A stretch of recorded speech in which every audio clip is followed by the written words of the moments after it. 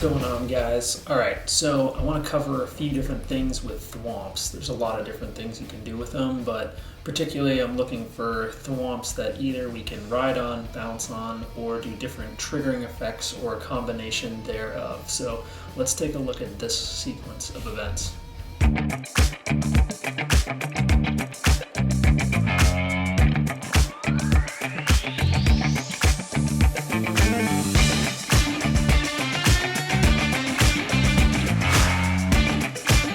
We're looking at the Thwomp, right, going underneath, and we're using it the whole time while we're doing everything else, right? Pretty cool. This one's just riding on POWs, right? So easy setup from here. We basically just want to have a reason to get this Thwomp moving along, so that's why I did utilize the poison in this specific level. This one's from Ghastly Gallivanting, which a lot of people know took them a long time to clear. But this section particularly is pretty interesting, just because we're using the bricks to slow the Thwomp down just enough so that we can create a new riding platform. Very straightforward, but still pretty cool use. In this sequence of Return to Ghastly Gallivanting as a sequel with this, we have one Thwomp using it as a ride-along and another Thwomp using it as an on-off trigger. Let's take a look at the sequence.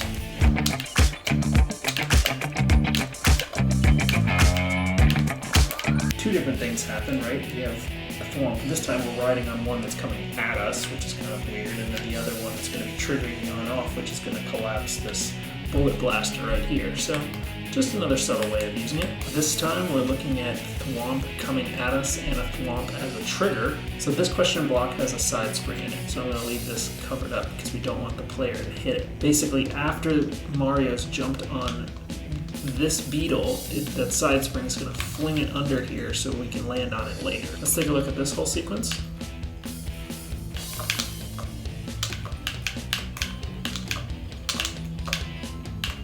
We can see how the Thwomp just activates something, so it serves two purposes, doing the on-off switch and by dropping the side spring, so pretty cool. This little side sequence, I have the Thwomp activating a bomb, which will basically create a sense of urgency on this fixed platform. Okay, let's look at this sequence from the top. So this one just has a trigger for a big bomb, and then that bomb uses to hit an on-off switch at the last second. Pretty straightforward, but still pretty different. You don't always have to, as a player, hit question blocks or on-offs. You can always have the Thwomps activate something while you're doing something else. It does make it a little bit easier, but it does add a level of interest. In this basic sequence, I have a Thwomp that's pushing a big bone just to add a different level of interest. Let's take a look at this.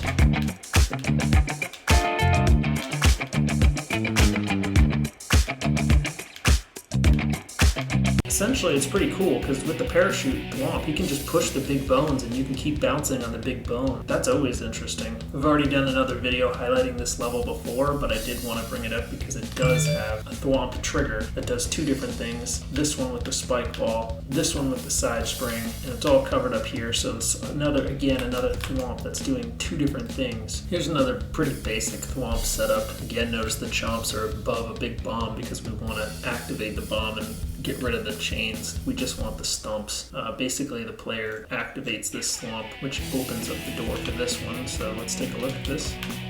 1, 2. And now that we're coming under, another Thwomp comes and takes its place. Use another little basic Thwomp setup on here. Notice it destroys the chain chomp, so then you can ride along with it. The only challenge is you have to make sure that the Thwomp gets triggered, so you have to have a reason to go near it. Here's another short example of some other things you can do. Thwomps are also good at slamming down on seesaws. We've probably seen the setup where you put two enemies on top of a muncher and use the seesaw to fling the player up. We're going to look at this with a spinning one.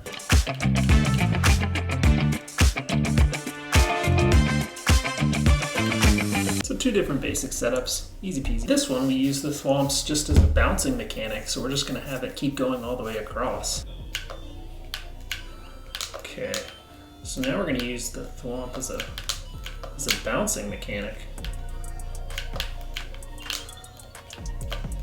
So you could do this for an entire level, which I essentially did. Let's take a look at another sampling of this.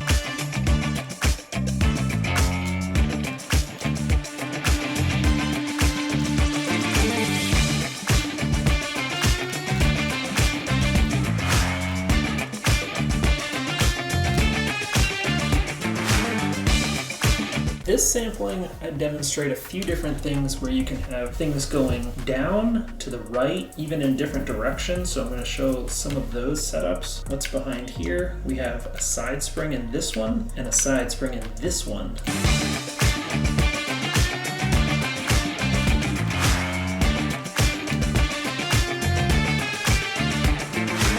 Okay, so pretty simple, but pretty cool setup because the Thwomp's doing multiple things. This one flung up a side spring, and then that triggered this shell to hit this brick and then come down and land over here. When the Thwomp gets triggered could vary ever so slightly, which is why I put a blue platform here so the player can judge for themselves when they're gonna land on that shell. You could lock it in place too if you really wanted to make it a little bit easier. You probably noticed at the end of this one, this side's Thwomp activated a flying Koopa.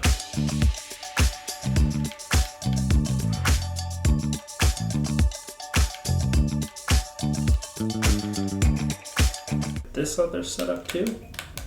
What's this Thwomp doing? This Thwomp is also dropping a side spring. Now the difference in this setup is that this shell, this buzzy is hanging above this brick. So when we launch this Koopa, it destroys it, and by destroying that brick where the buzzy's hanging on it, it automatically paralyzes him. That is perfect for when we set up the side spring to come down and fling it, because we don't want it to be actively moving at any point. It's a really interesting transition there. So we have the buzzy, and then by the time we've knocked on this Goomba, that other buzzy comes by. Let's look at this again. Boom. And then by the time we get up here, we have a different setup. The reason I left the ghost here is because I wanted the player to be one step higher when they made the jump to allow enough time for the big buzzy to come over. So the player can kind of judge for themselves. In this section, the Thwomp is going to hit a no block. Now notice the no block is underneath where the Thwomp is, and there's a flying Koopa in it. So let's see what this looks like. So the Koopa comes flying down, and then the flying Koopa is automatically going to settle itself straight up and down because it's not going to keep flying sideways. It's going to want to stop and correct where it's going.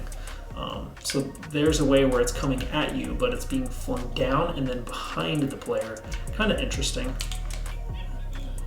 You can kind of see it from here.